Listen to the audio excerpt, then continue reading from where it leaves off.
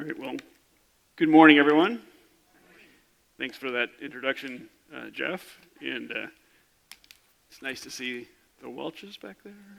And saw Matt Metcalf there, Rachel. So, as Jeff suggested, Jeff and I are friends. The Earharts, friends of ours. We were actually some of our first friends when we got to Louisiana 5 years ago. So it's sweet to be here. You got maybe the reference to the Metcalfs, and we got kids at North Lake. And so, I think we already have a lot in common. I feel sort of kindred spirits here. I'd love it if we had more in common after today. If after today there were some among you who said, yeah, that international justice mission, maybe in particular, is something I'd be interested to support, financially, or maybe you'll find another avenue, and I'll talk about some other avenues besides just international justice mission.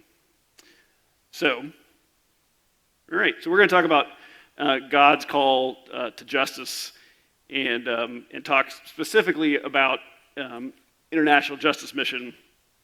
So IJM or IJM.org if you're thinking about the website. And the way we'll do that is we'll start first by kind of establishing a theological foundation. Okay, so the first thing we'll want to do is look at God's call to justice itself, or just show that God cares about justice. And then from there, we'll talk about a couple other passages that are really the call for us to get involved. So first, that God cares. Second, that we should get involved. So, kind of just an opening thought question, and you don't have to, to shout it out. But do you have any idea how many slaves there are in the world today?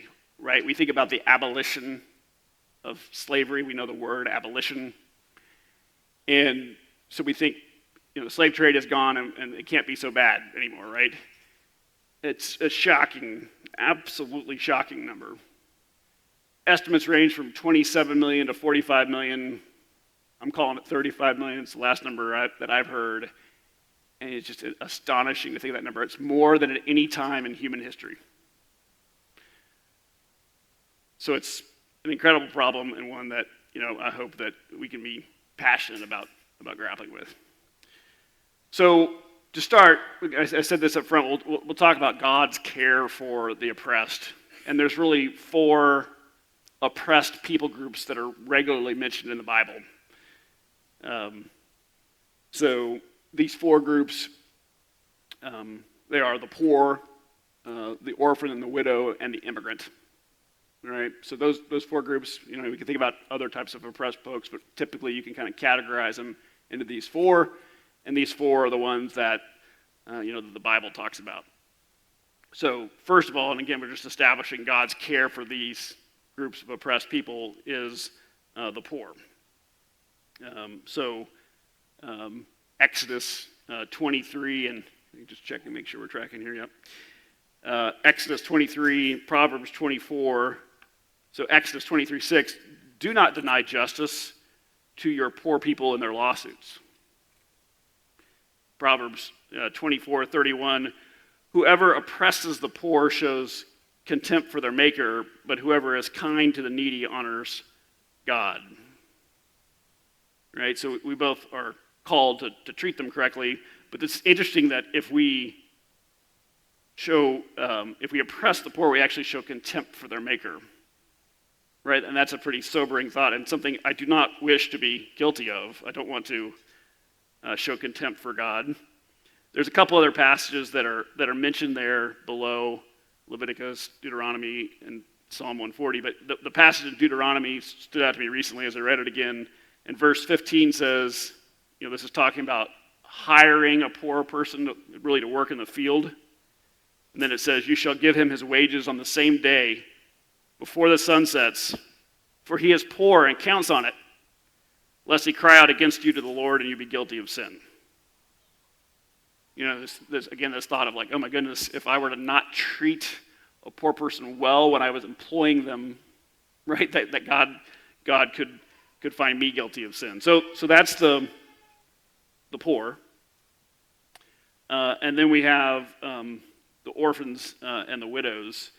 And, here it's nice. We've got both an Old Testament passage and a New Testament. So Deuteronomy 10:18 says, he defends the cause of the fatherless and the widow and loves the foreigner residing among you, giving them food and clothing. And then James 1:27, and I imagine in a group of zealous evangelical believers like you, that there are others who have adopted, and probably many of you know this verse, and this verse probably at some levels part of your inspiration for adopting. So religion that our God and Father accepts as pure and faultless is this, to look after orphans and widows in their distress and to keep oneself from being polluted by the world. So God cares for the poor. He cares for the orphans and the widows. He also cares for the immigrant or the foreigner. So both of these passages from Exodus, right? And just think about when this happened, right? So after the Jews ended up in Egypt, and then with Moses they got out through the Red Sea, and they now remember what it was like to have been mistreated as slaves, as foreigners in that land. And so they're instructed, do not mistreat or oppress a foreigner, for you were foreigners in Egypt. The next chapter, do not oppress a foreigner, for you yourselves know how it feels to be foreigners, because you were foreigners in Egypt. And so, I don't mean to say stretch the text, but I think as we who are inside the family of God know, now that we are insiders and enjoy his blessings, we think about what it's like to be on the outside, and we know that to be on the outside can be rough. And imagine if you're an unbeliever outside the family of God and you are a foreigner, right? So the poor, the orphans, the widows, and the immigrant, all people that God cares deeply about. But does it matter? Like, is it just okay that we don't mistreat them? Or should we actually get involved and do something for them or about them? And so there's three texts that I'd like to look at. Micah 6:8, which perhaps will be the best known among these. Isaiah 58, which is just a gem. And if you don't know it, take it with you and carry it the rest of your life. It's phenomenal. And then Matthew 25, you might not know the number because Matthew is so long, but that's the sheep and the goats. So you'll probably recognize that as well. So starting with Micah 6:8, and I don't sing it anymore because Allison doesn't let me sing it when I'm preaching. He has told you, O man, what is good and what does the Lord require of you, but to do justice and to love mercy and to walk humbly with your God. Right? This comes on the heels of other verses saying, hey, would a sacrifice be really pleasing to me? This is the answer. No, this is what would please God, to do justice, to love mercy, and to walk humbly. So it's interesting to see then, does Scripture help us then to understand? Does it define that for us? Does it show us what doing justice is? And so our next text is Isaiah 58, and I told you this is a treasure. It's an amazing passage. So I'm going to start reading in a moment from verse 6. All right, but verses 1 through 5 are basically God's description of their petulant tantrum. All right, so God says, look, you guys are all like, woe is me, whine, whine, whine. I've been fasting, and I'm not getting what I want. What's up with that, God? I've been fasting, not eating. You're not giving me what I want. And God says, your fast is disgusting. You strike your worker. You're in a bad mood. You're nasty when you're fasting. That's gross. And then he gets this, says, this is what a good fast would look like. And he gets to verse 6. So verse 6 and 7 to start. Is not this the kind of fasting I have chosen?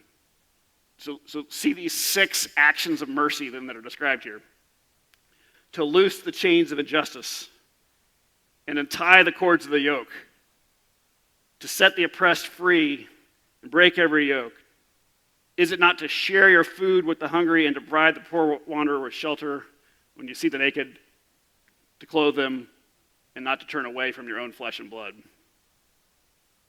We've already said God cares about these people who are oppressed. Now he's telling us we should do something about it. Now he's starting to tell us how to do something about it. And what's so beautiful in the verses that follow is just the picture of the impact that the person has who does these things. So if you do these 6 actions of mercy, then your light will break forth like the dawn, and your healing will quickly appear. Then your righteousness will go before you, and the glory of the Lord will be your rear guard. Then you will call, and the Lord will answer. You will cry for help, and he will say, here I am, or here am I. If you do away with the yoke of oppression, with the pointing finger and malicious talk, and if you spend yourselves in behalf of the hungry and satisfy the needs of the oppressed, then your light will rise in the darkness. And I'm like, oh my goodness, I want to be that. And then, if that weren't enough, he then goes on to describe the blessing that we'll receive if we do this. In verse 11, the Lord will guide you always. He will satisfy your needs in a sun-scorched land and will strengthen your frame. You will be like a well-watered garden, like a spring whose waters never fail. So not only verses 8 through 10 will you have this tremendous impact, but verse 11 you'll have these blessings, which are wonderful. So then we get to Matthew 25, and maybe this is kind of the most sobering, right? We all love that Micah 6:8. That sounds good. Mercy, yeah, we're going to do that. You know, Isaiah 58, cool, we can be the light. Well, this is where it gets hard. And Jesus doesn't really pull any punches when he shares this parable. You know, I've got these questions here. You know, what determines if a person is a sheep or a goat? You know, who do the sheep on the right, who do they bless, and how they bless them? So, when the Son of Man comes in his glory, and all the angels with him, he will sit on his glorious throne. All the nations will be gathered before him, and he will separate the people one from another as a shepherd separates the sheep from the goats. He will put the sheep on his right and the goats on his left. Then the king will say to those on his right, come, you who are blessed by my Father, take your inheritance, the kingdom prepared for you since the creation of the world. For I was hungry, and you gave me something to eat. I was thirsty, and you gave me something to drink. I was a stranger, and you invited me in. I needed clothes, and you clothed me. This looks a lot like Isaiah 58, doesn't it? I was sick, and you looked after me. I was in prison, and you came to visit me. Right? So you guys, many of you I'm sure will remember what happens next. The righteous who've just been praised for doing these things for the king, for Jesus, they say, Lord, when did we see you hungry and feed you? Don't remember that. I saw a guy on the street corner once begging. It wasn't you. When did we see you a stranger? When did we see you sick? The king will reply, verse 40, truly I tell you, whatever you did for one of the least of these brothers and sisters of mine, you did for me. We're like, okay, that's cool. That's awesome. We get credit for when we blessed people like we've blessed God. Here's the other part, and this is where it gets hard. Then he will say to those on his left, depart from me, you who are cursed. Ouch. Into the eternal fire prepared for the devil and his angels, for I was hungry, and you gave me nothing to eat. I was thirsty, you gave me nothing to drink. Right? He mentions, and they will answer, Lord, when did we see you hungry or thirsty? He will reply, truly I tell you, whatever you did not do for one of the least of these, you did not do for me. That's not too bad. Oh, wait, shoot, verse 46. Then they will go away to eternal punishment, but the righteous to eternal life. So it's very sobering, and it's not a works theology that I am suggesting. We are saved by Jesus' work on the cross, by God's grace, through faith. Even that faith he gives us as a gift, right? But like James 2 talks about, a faith without works is dead. And I think as we go through this, you'll see that as it relates to this topic in social justice, I think I had an incomplete. I had a hole in my gospel. So we've talked about these four oppressed people groups that God cares for. We see in these three passages that God actually wants us to do something about it. And so, one possible way to do something about it is to be involved with the International Justice Mission. And IJM, as it is called, is to us just a treasured organization, one we're super glad to be part of and support with a tremendous amount of confidence that they do great work in Jesus' name. So I want to talk just for a couple minutes about International Justice Mission. So what I've got here are actually, just to start with, are just some clips from the website. So I know you can't read every word. I don't intend for you to. Justice is our middle name. A group that believes justice for the poor should be possible. Come from many places and help of the poor and the oppressed, and the fight of IJM. It's different things. Jeff referred to sex trafficking, property grabbing, slavery. We talk a little bit about these things and how it works. I'll just give you one example. But let's imagine you're living in India and you've been unemployed or underemployed off and on for some years, and you've been struggling to make the $2 a day that is kind of common for a poor worker in India, and someone comes to you and they've got a job opportunity for you, and you're so excited. It's in a different city, but you'll make $5 a day, and it's incredible. And so you say goodbye to your family and you head out. And one other awesome thing is they're going to give you a $50 loan, $50 loan to get started, just to help you out. You're one of their valued employees. Well, through crooked bookkeeping and wrong interest, that loan just gets bigger and bigger and bigger. And even though you save your $5 that you made and you pay some, like, the loan gets bigger and bigger and bigger, and you find yourself trapped, enslaved, physically, violently constrained. Maybe your wife came with you. You now have a child. That child is now raised with you in that slavery, working in that brick kiln, making bricks day after day after day after day, and you will potentially die there or be discarded one day. And it's just unfathomable, right? And it happens because there's no one to protect those poor people. So a couple more things from the website. So this is where IJM operates. So there are certain types of sex trafficking problems that we have here in the U.S. IJM basically is DC-based Christian NGO, but operates throughout the world. This gives you a little bit of a sense for where. As a generalization, it's where there's good laws to protect the poor, but there's not enforcement of those laws. The protection doesn't really come along with the laws themselves. IJM endeavors to be relentless, chasing after the bad guys, trying to find the enslaved people. I love this quote. We would think, when are we going to go? If there is a God, won't he open his eyes and come here in the form of a man and bring us freedom? Rahman is his name. And is that just not like, is that not Jesus, right? So incredible. So it's important for my family and I to know that these men that hurt me are in jail. We'll talk about the prosecution in a second. I want to help rescue others like how I was rescued. The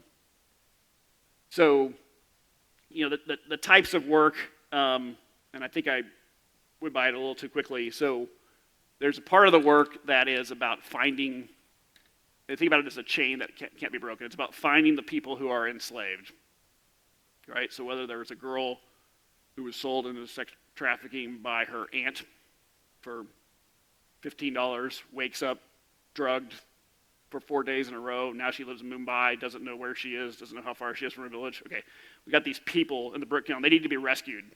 But not only do we need to find them and rescue them, but we need to arrest the bad guys who did it. So we need, right, the investigators are going to do that work. Then if we're pulling those people out of slavery, then they need like social work. We need social workers to help them.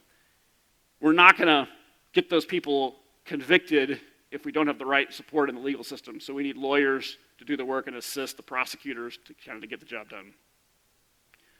So maybe that gives you a little bit of a flavor for the types of work.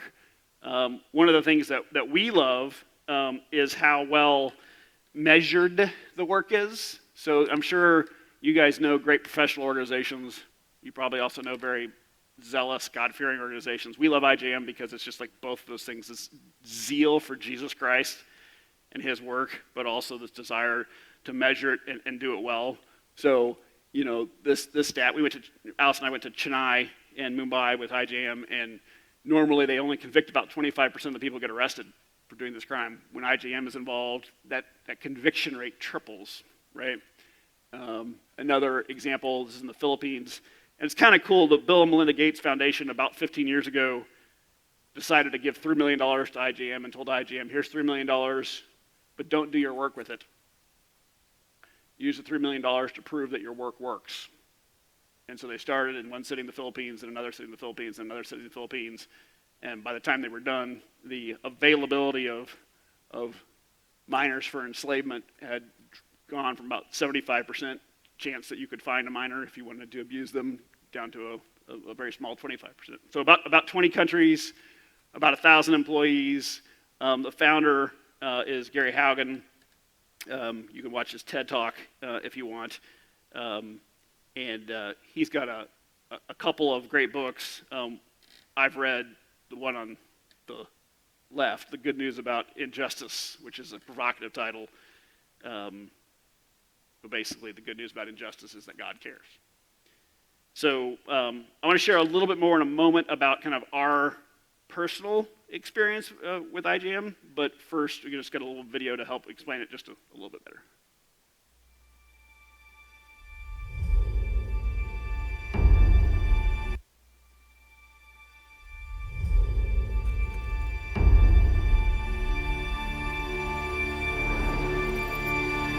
So this is the target establishment. First suspect, you were our victims. And remember, if there's a hazard or dangerous situation, move yourself to a position of comfort. Chief, 100 people over to the police.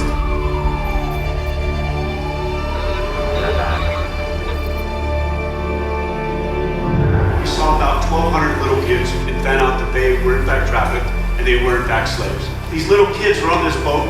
They are not fed. They are abused beyond imagination. We gotta touch you up.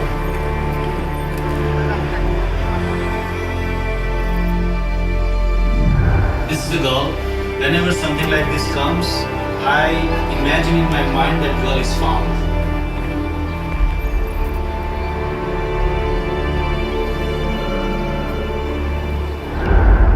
We have operations all over the world, rescuing people from slavery.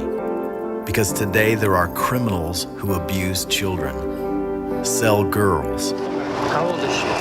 12. How much? 30. Yeah, I'm agree.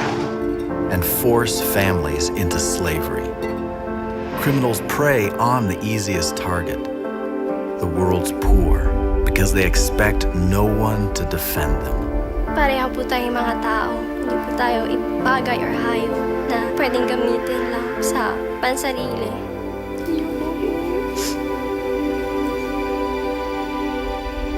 But today, there are thousands of people gathering to seek justice for those in slavery.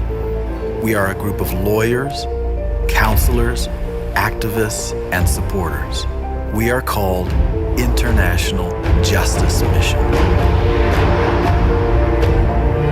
And together, we form the largest international anti-slavery organization in the world. But slavery won't come to an end until criminals know they can't get away with it. So we partner with local police to arrest and prosecute criminals. This sends a message to slave owners. We will not go away. We stay with the survivors until they are healed, until they are free. Natulungan po ako ng IJM sa pamamagitan po na sa case ko, sa pagtulong po nila na ma-overcome ko po yung fear. Each year, we rescue thousands of slaves and protect millions around the world. We are transforming how justice systems protect their citizens.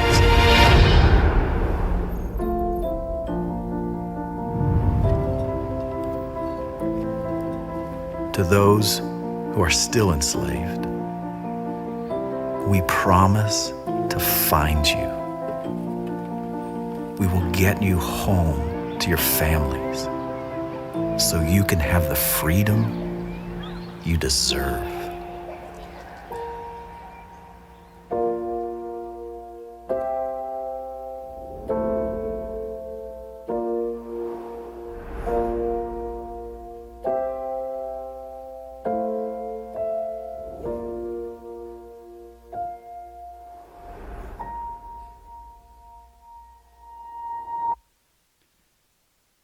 You can probably see why we love IJM.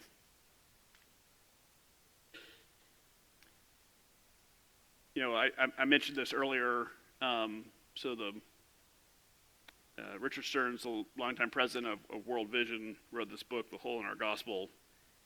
And, you know, I think my personal experience, and I talked about this earlier when we were talking about Matthew 25, is that we can have a hole in our gospel, right, where we're sort of missing this part about caring for the oppressed. And I think that was very much our perspective.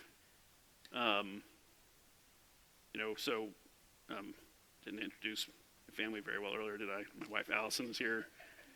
My daughter Macy is missing. She's the engaged one. Dallas, Kaylee, and Asher. Dallas, like Macy, are at LSU, and Kaylee and Asher go to Northlake. And I think our perspective was just sort of, it had gaps. So, you know, we didn't know that, you know, there were a couple billion people in the world who only made a couple dollars a day. We got a chance to, Allison and I, to go to India with IJM.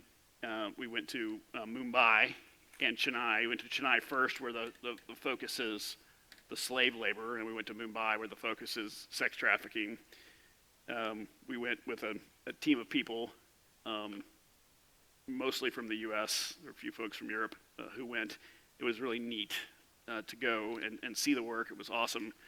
I'm showing you a conference room photo here, not because conference rooms are exciting, but we were briefed on our first day, and while we were being briefed and kind of prepared for what we would see on the trip, I suppose we were getting to do a little bit of jet lag recovery as well. There was a rescue actually happening the day we were there, and so they were getting updates and feeding them to us, and you'd think it was like the perfect thing to do for donors. It just happened that way, I think, in God's providence. And the next morning, I went down to the breakfast room in the Western hotel that we were staying at, and I got the paper, and I found this article about the rescue. I was just blown away, you know, and it's an astonishing title, is it not? Worm diggers, freed from bonded labor. You can't make this stuff up, right? So these people who were enslaved, they would collect worms out of the silt of a riverbed, and so they would stand in the silt, and they would dig around for the worms in the silt and pull out the worms, which were shrimp food used in commercial shrimp farming. So they harvested worms with their hands for shrimp to be fed, right? It's just crazy. So the next day, we were in the office, and we saw this map. So this is we talked about the people who investigate, right, and find where the criminals are. So this is the rescue map, the plan. Like, they're going to be working back here. This is where the slave owner's house is. He's probably not going to be there because he's off and away. The mosque is over there, right? So this is in partnership with the police, right? Because the police are the ones who need to come and make the arrest and rescue the people, right? It's really, really neat to see the work. It was cool to, meet people in their offices. 80% globally of the people who do the work are nationals in the countries. In those countries, 95% of the people who do the work are nationals. Over in Mumbai, I told you about how they measure. This is neat. They're training 12,000 Mumbai police workers and others.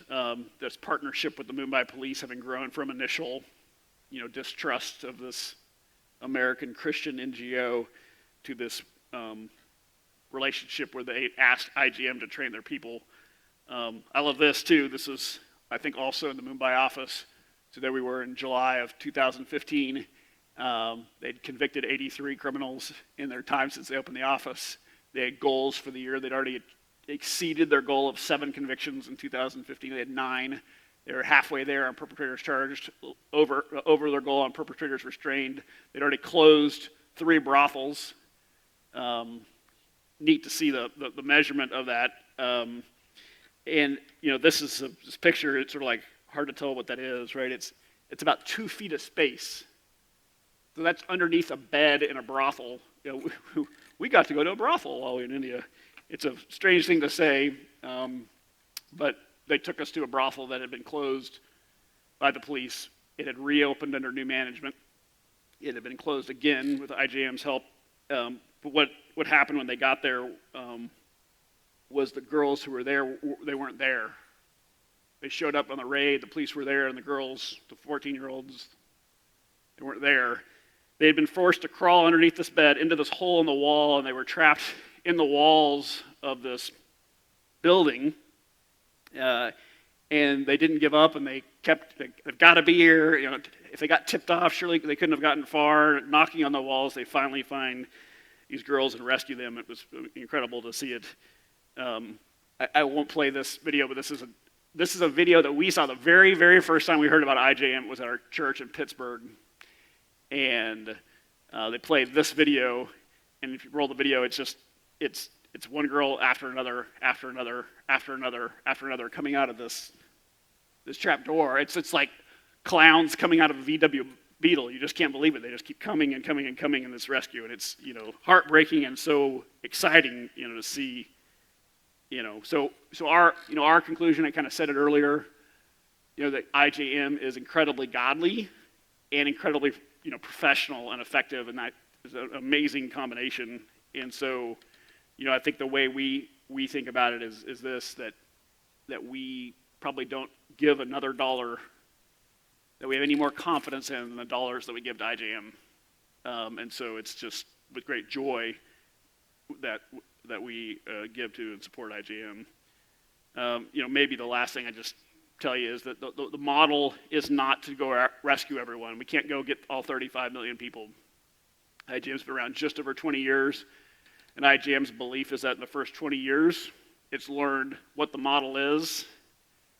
And I used the Philippines as an example earlier. That early work, right, funded by the Bill and Melinda Gates Foundation, that work, it resulted in that eventually the government just taking that over. That office closed that operation. It wasn't needed anymore. At the end of the day, it's about creating deterrence. We're not going to rescue 35 million people. What we need to do is make it where the criminals no longer find it worth the risk. If I'm running a bar and I'm selling drugs, and out of the back I've got a brothel, maybe it becomes too dangerous to run the brothel, and I'll just close the brothel and worry about other ways to make money, right? That's ultimately how we can prevail, in this fight. So that's a little bit about IJM, just in terms of ways to get involved. So I'll talk more about how we can support IJM, but if you're interested, there's other things you can do too as well. So Free NOLA is an organization that works to rescue girls who are kind of under the thumb of pimps in New Orleans. Great organization led by Diane Amos, a woman who lives on the North Shore, attends Church of the King. The New Orleans mission is all about rescue and recovery and helping people come out of addiction, which often these things can be interrelated. So some local options. But if you specifically said, oh, gee, I'd really rather do something with IJM, there's actually summer internships. Things might be a little bit different this year or this coming year, but you go to work for IJM, regional fundraising role, or in DC. You can tell people at IJM, I'm getting to do that today, and that's a treat. You pray for IJM, and then you can give to IJM. That was I think the only time in our lives we were ever at church, heard about an organization, and we went, oh wow. Walked out in the lobby, said, let's do it, sign us up, and kind of one thing led to another, and we've been able to be more and more involved over time. So I didn't remember to bring my brochures, so the simple thing is IJM.org. I think you guys could probably handle that. I will grab a couple of these from home and give them to Jeff and Kathy so they can maybe be placed at the back, so if in a future week you want a reminder, we can have those for you. And